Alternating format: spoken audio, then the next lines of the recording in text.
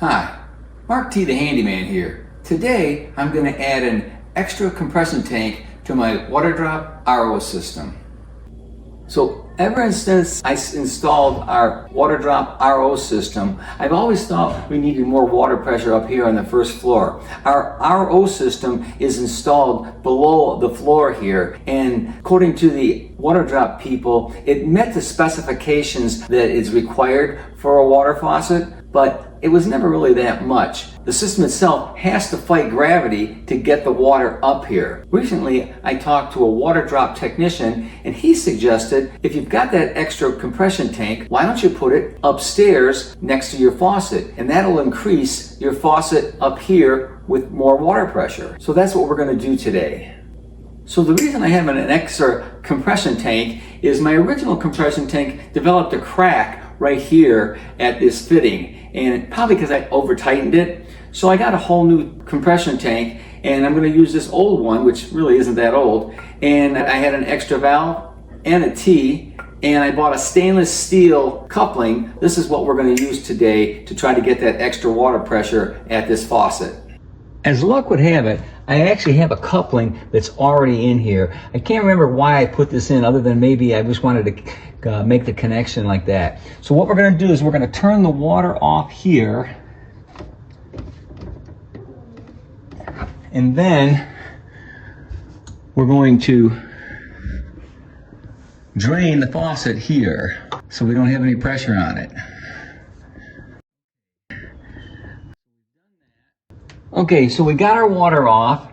We've got our coupling right here, and we're going to take that coupling off by just pushing down. There we go. And taking the coupling off. Remember, we have the fittings here that when you push down on the coupling itself, that'll loosen that fitting up. And then we're going to do an installation of this T.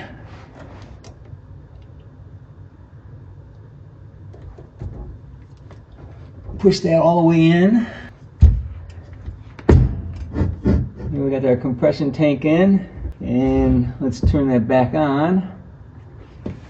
We've got our water valve right here, and we can hear it coming through. And let's turn the compression tank on. So I got a compression tank there. Now normally they tell you to flush this out after running it for a couple of minutes, but since this has already been in the system, I think anything that would have been from the factory is gone. So let's turn this water off and see if we got any more pressure. So what you are watching is the before and after amount of time that it took the RO system faucet to fill up 16 ounces of water into the measuring cup. As you can see, there is a 5.37 second improvement with the new compression tank installation. In my opinion, the installation of the compression tank was a success. This Waterdrop drawing has been modified to show how I installed the Waterdrop RO system underneath the floor in my basement. The Waterdrop RO system is located about 4 foot 8 inches horizontally away from the sink and about 30 inches below the RO faucet. According to the manufacturer, the vertical drop of 30 inches and the 4 foot 8 inch horizontal location are well within the range of the Waterdrop 600G. If you like this video, give me a thumbs up or a like. If you want to see more of my videos, please subscribe to my YouTube channel. Thanks for watching.